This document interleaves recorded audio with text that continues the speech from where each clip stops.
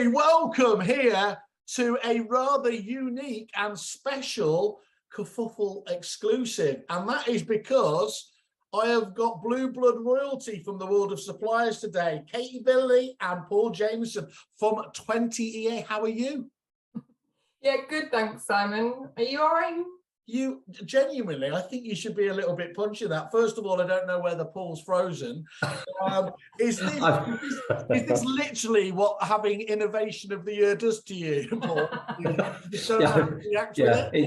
Sorry, it's a Monday morning. Are you going to start blubbing? Because if you're going to start blubbing, I think it's the shock of being referred to as blue blood royalty. Yeah, okay. I wasn't quite sure that you were addressing him. Fair enough. Well, look, I mean, that's what we are here to do. I had the honour, as it seems to be, the annual honour the other day of interviewing again Michelle Gallagher, obviously estate agent of the year at JDG, which is lovely to obviously catch up with her and talk about, and she spoke so eloquently about some of the obviously about how important it is to be the best agents, have the best people, but she spoke at length as well about having the right tools and partners, those suppliers in your business. And of course, that's what you were identified for out of the hundreds and hundreds of suppliers that are out there in prop tech world and indeed normal supplier world. You guys got #1 spot in innovation of the year. So do you want to just give us a bit of, first of all, congratulations, as I said, it is genuinely an amazing triumph. Last year was Dataloft. We all know and love those guys as well. So, this is up against some amazing competition out there. The actual innovation was something called Forecast, wasn't it? Would you mind just giving us just a brief overview so people understand what it was awarded for? Yeah, I'll pick that one up, Simon. So Forecast is our predictive model. So we've got a team of data scientists who work in our head office at Milton Keynes, and actually we've had this in some respect for 4 or 5 years. So it's not brand new, although we're on our 8th iteration, which is new, which I'll touch on in a sec. Yep. But essentially, it's an artificial intelligence and machine learning model, and what we try and do is predict who's likely to move in the next 2 months. Now that's really important. Back in the day, it used to predict over 12 months, but that's a long time to wait for a lot of estate agents. Yeah. So we actually improved it and look at who is going to move like imminently. And that's really, really valuable data for an estate agent, because that's always been really, really hard to predict. It's not, Paul, sorry just to interrupt here, but I couldn't let this go. That's not just important, that's beyond gold dust, isn't it? Because the one thing that agents are just so not tired of but used to is fighting over the appraisal of tomorrow, the portal lead of today, isn't it? Where you've had no time, ability to build up loyalty, brand awareness or anything else like that. The absolute whole element of nurturing and everything else is being able to get to those ones before they formally comes to market, isn't it? So that's why Forecast is absolutely a vital tool. Yeah, exactly. And I think we've covered this before, but over the last 5 years, 85% of properties on average are what we deem off market. Yeah. So a lot of agents fight around for stuff that's on market, agent switching, that kind of stuff. But actually, the vast majority of properties are off market, and some people haven't come to the market for 5, 10, 15 years. Yeah. So by communicating to these people early on, what we're trying to do is actually, for the agents that are using this properly, they can almost have uncontested valuations, which is the aim, isn't it? Which is the aim for an estate agent. You don't want to be scrapping around with 3 or 4 other agents. Actually, if you've had a really good marketing strategy where you're communicating with the right people months before they're moving and while they're thinking about moving, they're hopefully just gonna come to you because you're the only one that's been communicating and messaging them. So that's the aim of it, and that's how it works for some of our best customers. And by the way, it goes without saying, actually, when you start here, and I can imagine some people rolling their eyes, machine learning, AI, if you'd thrown in blockchain, you'd have got the holy trinity of kind of buzzwords. The reason why it absolutely jumped out, and when we were reviewing this and when we were going through it in detail, was, there's so many different solutions out there that claim those, machine learning elements and everything else there. But what they didn't have was the case studies that you were able to highlight that were from some of the very best agencies out there that obviously added the validity to what you were talking about? And I think that was one of the critical elements, because we're all under pressure to prove ROI, aren't we, at the best of times? And again, suppliers, probably because I invented it, have been out there saying you just need one more listing to pay for this. But actually, to a lot of suppliers, that's almost led them forgetting to make the ROI arguments, haven't it? And it's still as important as ever. So just to go on that point, from the stats I saw, you weren't just adding, giving them one more listing or something else. This was a fundamental part of their marketing machine in terms of generating a really good number of valuations for the most successful businesses. Yeah, exactly. And so just touching on that, so one of our biggest clients, who I won't name because they're actually reluctant to tell everyone that they're working with us, but we've been working with them for a number of years, and actually they've kind of been pioneers of this model and been testing it and helping us with it. Now, every year or so, we analyze kind of all their valuation data and look at it and see where it's coming from, and we can obviously match that back to the properties we've given them.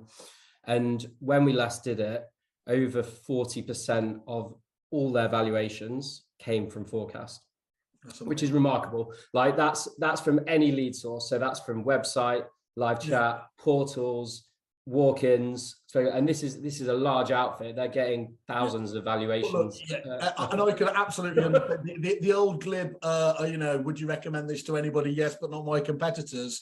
I mean, this really sits into that category, and I know the business you're talking about, and they are an absolutely superb business. So this isn't like they were short of valuations before anyway, was it? No, they're a market leading agent. Yeah, exactly. And it's not just that agent. We have other agents, as you say, Simon. Obviously there were a wealth of case studies, but another example is another one of the largest agents in the country, but who operate at a more regional level. They achieved a 27% uplift in market share in the first 6 months of using the forecast data. So it's not just a case of winning over your competitors. Actually, it helps them to build market share as well. And there's two things on that, Katie, isn't there? Is that first of all, we're going into a market where I always kind of quiz the agents when it's a bit tougher. Do you really believe, because they all say, oh yeah, we like it when it gets tough like this, but they genuinely do, because they understand that this is when market share changes hands the most, isn't it? And with the right tools and the right people, of course, there and everything else, this is when you can demonstrably make the biggest difference. So that's the first element there.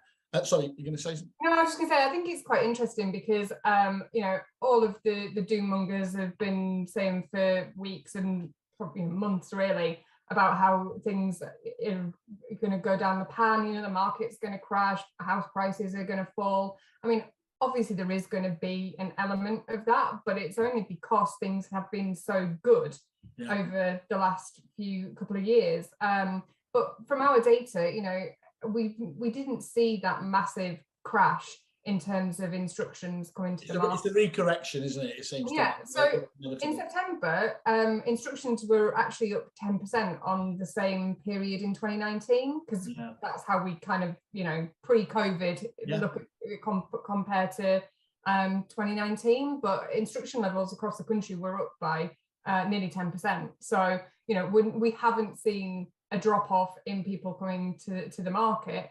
But as you say, it's actually about making sure that you're the agent that wins that instruction. Yeah.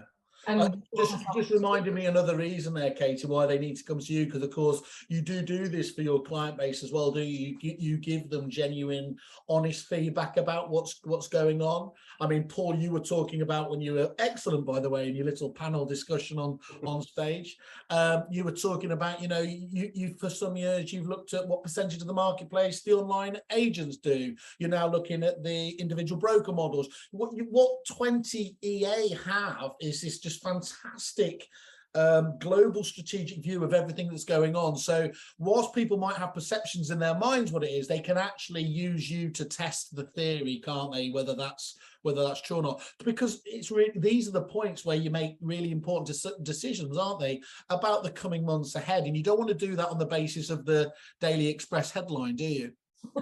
No, exactly. Yeah, exactly. And I think the market, the last 10 years has kind of been fairly similar. It's been quite, especially in recent times, been a fairly good market. It hasn't changed too much, arguably over the last 10, 20 years, but it's all changed now. You can see that with the amount of prop tech suppliers buying for people's business. Yeah. There's new models coming in left, right, and center, which is changing the kind of traditional makeup of the state agency. The market's going to change in the next year, undoubtedly. So I think as a business owner, you need to have that data or an eye on what's happening, because if you don't understand how that affects the market in your local market, or who the major players are, I don't think you can make proper strategic decisions, really. So we try and help on that side, as well as providing products to help win business. And that feeds back into the second point I was going to say to you, Katie, earlier as well, is you mentioned there you're not just fortunate, but you really deserve that. You deal with so many of the biggest players, don't you? Which is always a sign to me that they kind of, they know a good thing when they see it. But that gives you, just by almost by default of having those big players as well, don't you? You get more accurate data, and you're actually able to see that data being implemented then, not just in a really micro level, as some suppliers might do with just smaller agents, but across the entire nation, so that you can really draw again those more accurate predictions. Yeah, absolutely. And the work that we've done for years with the bigger players is actually what is inspired us to build the suite of SaaS tools that Forecast is part of, because it then enables smaller agents who don't have massive teams of data analysts or people to run their marketing campaigns on a daily basis.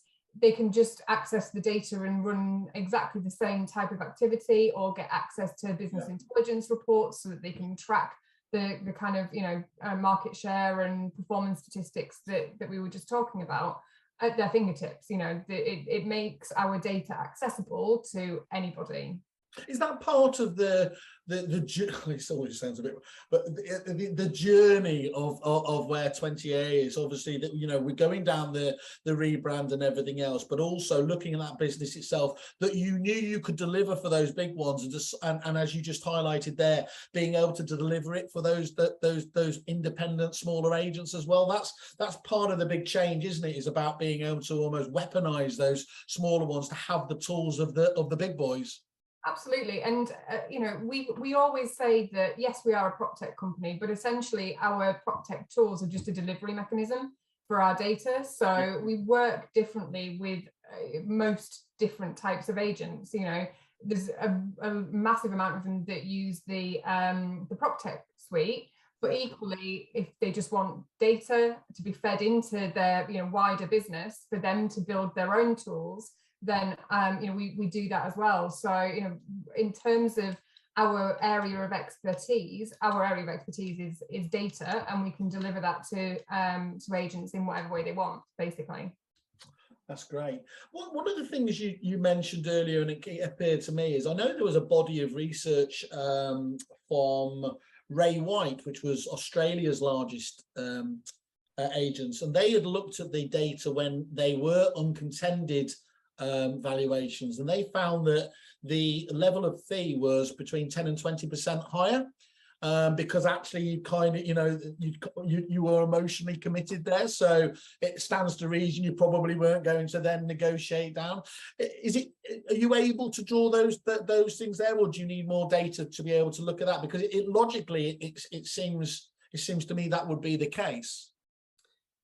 So to do that accurately, we really need we need to kind of do it one-on-one with our clients, because we kind of need the data out their CRM, which we don't necessarily have. So with our clients that are happy to share that level of data with us, yeah, we can do that, but you're exactly right. If you're the only person in it, fee just doesn't become an issue because they've already bought into you. They've already bought into you, and it's just less of an issue than if you're going up against 3 or 4 agents. We'll do a follow-up one where you can do the wink and say that's absolutely true. Someone down the line.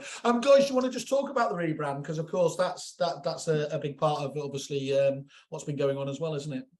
Yeah, so it's been really exciting for us. I mean, the timing to get it all sorted in time for the EA Masters was pretty tight. So our marketing team did a fantastic job, as did the guys at Property Stream, which is who created the new branding for us. Guys, love them. Yeah, absolutely. And, you know, their team have been absolutely brilliant coming up with concepts for us. And the main aim for us really was to bring the branding into the 21st century, you know, modernize the brand and make it more fun, really. You know, we did have quite a traditional, you know, is data fun? Who knows?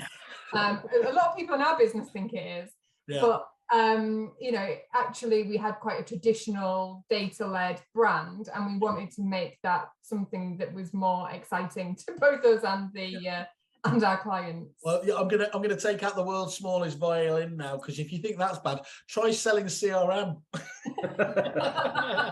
I was the John Major of CRM software back in the day. I think I tell you, there's a really serious point to this though, isn't there? Some of the most important businesses out there are, for some reason, get perceived as being a little bit grey, as a little bit, and actually in what you do and in that CRM, there's really nothing more important underpinning it. There's not many, is there? These are such vital players that, whilst there are so many prop tech distractions out there, if you look at what you guys do, this needs to be on the shopping list for every single agent out there, doesn't it? And I'm not expecting you to disagree with that point, by the way.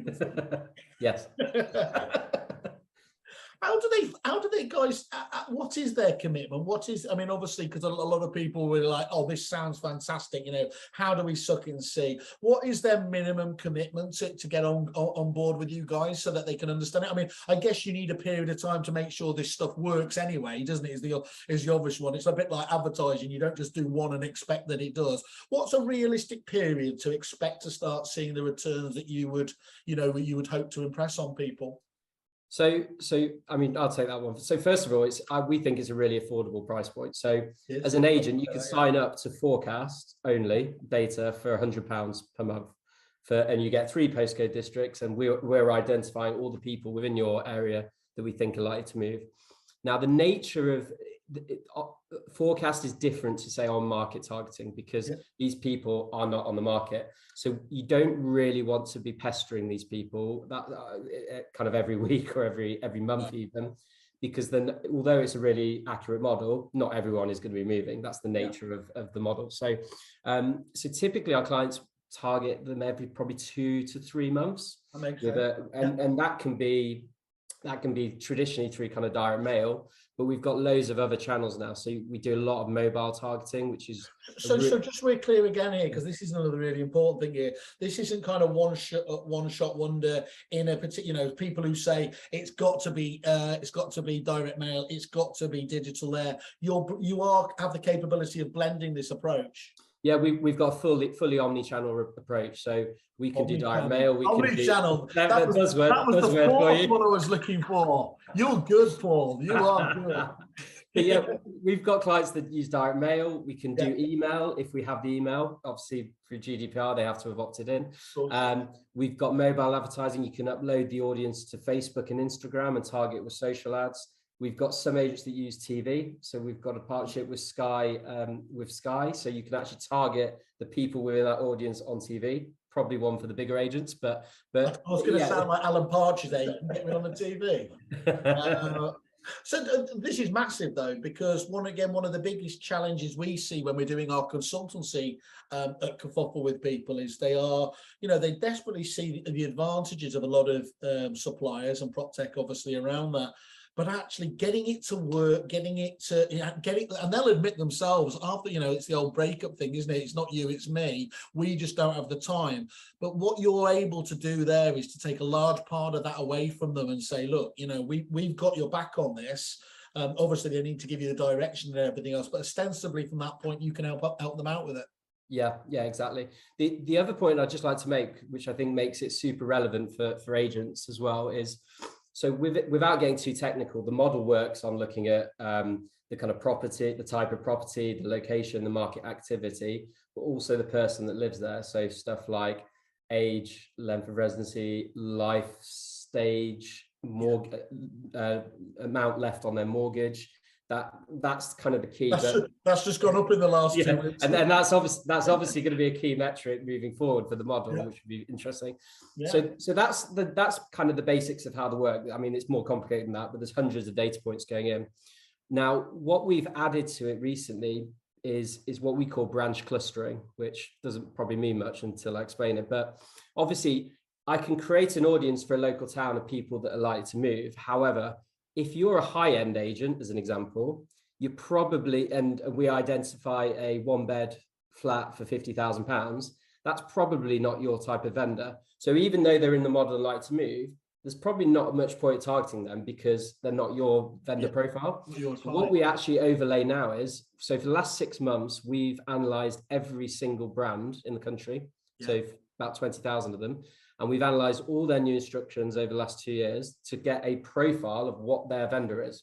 So for any brand in the UK, we know what your vendor looks like, and we actually overlay that to the audience to make it even more targeted. So you're not actually targeting people that they're going to move, but they're never going to choose your agency. So we've actually added that to it, which is even more.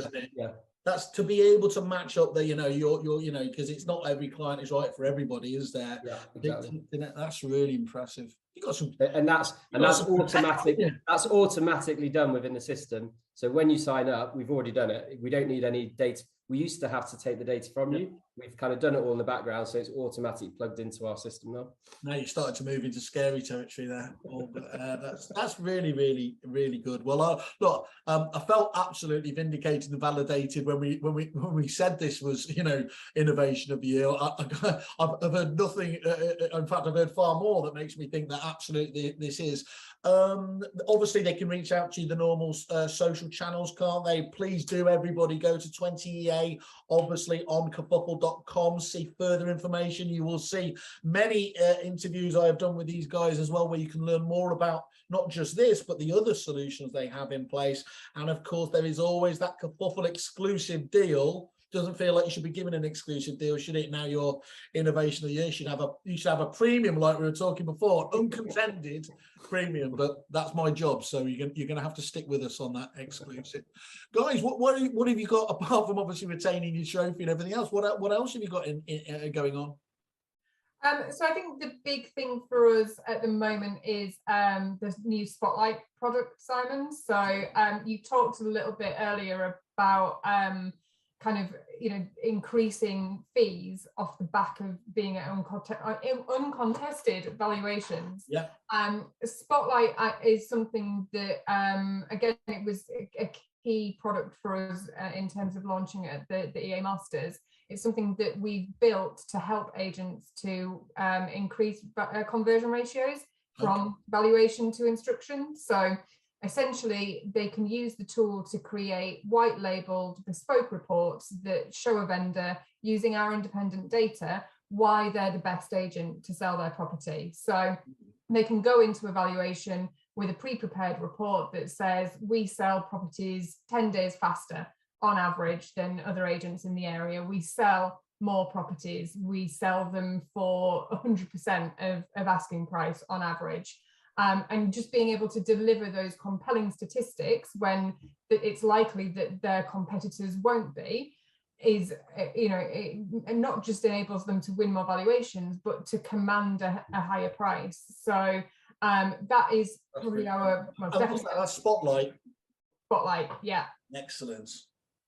Sounds like you're going to need quite a few meetings to yeah, I take it they could discuss all of these different elements you can help them out with on a single call. So you can. Yeah, and it's all part of the same tool as Forecast. So if they take Forecast and Spotlight, then they can actually also include QR codes of these white labeled reports on their Forecast mailers.